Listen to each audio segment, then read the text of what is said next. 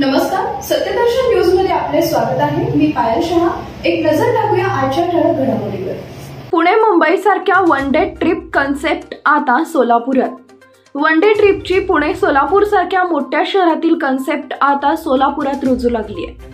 आमदार सुभाष देशमुख यांनी दक्षिण सोलापूर मतदारसंघात विकसित केलेल्या 6 पर्यटन क्षेत्रांमुळे आता वन डे ट्रिप शक्य होणार आहे, असे परिसंवादात सहभागी राहुल क्षीरसागर, अंजना पळसुले, ऋषिकेश कुलकर्णी, युवराज पाटील, विशाल गायकवाड आदींनी सांगितले। राज्य शासनाच्या आई योजनेतून पर्यटन क्षेत्रात विविध उद्योग सुरू करणाऱ्या महिलांना बिनव्याजी कर्ज पुरवठा होत असून याचा लाभ घेत पर्यटन क्षेत्रात त्यांनी पुढे यावे, असे आवाहन आमदार देशमुख यांनी केले।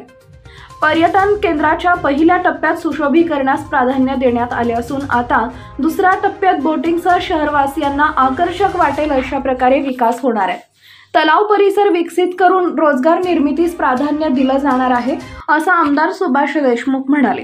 पर्यटन केंद्रावर उभारण्यात आलेल्या प्रत्येक पॉइंटला नागरिकांनी भेट दिली, सेल्फी घेत वेगळा आनंद लुटला। तसेच अस्सल सोलापुरी भोजन, झुणका भाकरी, शेंगा चटणी, हुग्गीचा आस्वाद नागरिकांनी घेतला।